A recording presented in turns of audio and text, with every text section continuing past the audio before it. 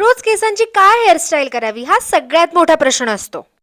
त्यात काल दुकानामधून घरी येताना धो धो पाऊस लागला आणि मी चिंब भिजून गेले. आणि सगळ्यात मोठं टास्क म्हणजे केसांमध्ये झालेला गुंता काढणं. त्यासाठी मी हा एक कंगवा आणलाय ज्याने हेअरफॉल अजिबात होत नाही आणि इझिली गुंता निघतो. पाऊस आत्ता कुठे पडायला लागलाय, पण गरमी काय कमी झालेली नाहीये. बेसिकली मी केस छोटे यासाठी ठेवते का तर मला मोकळे सोडता येतील, पण आता हे एवढे छोटे केस सुद्धा मोकळे सोडणं खूप मोठा टास्क आहे. आणि मला ना केसांना हेअर बेल्ट लावायला खूप जास्त आवडतो, पण काय माहिती तो सारखा माझ्या केसांमधून घसरतो. त्यामुळे मग फायनली मी परत तीच हेअरस्टाईल म्हणजे रबर लावून केस बांधले.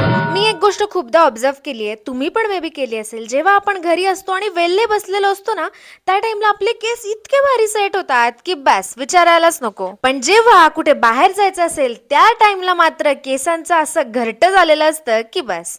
ही लिपस्टिक आहे ब्राऊन कलरची, झुडिओ मधून घेतली होती मी आणि हा कलर मला खूप आवडतो कारण हा कलर लावल्यावरती चेहरा असा एकदम मस्त ग्लो करतो. आणि मी एक स्कॅम करते, या लिपस्टिक वरती थोडीशी डार्क शेड देण्यासाठी माझ्याकडे अजून एक डार्क मरून कलरची लिपस्टिक आहे, ती लावते म्हणजे अजून छान दिसतं.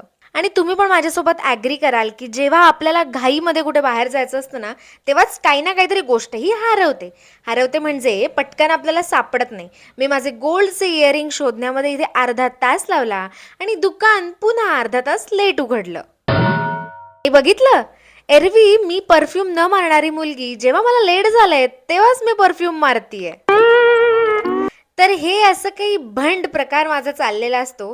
चला आता जाम उशीर होतोय, अजून लेट करून चालणार नाहीये. आपण भेटूया पुढच्या व्हिडिओमध्ये. तोवर बाय बाय.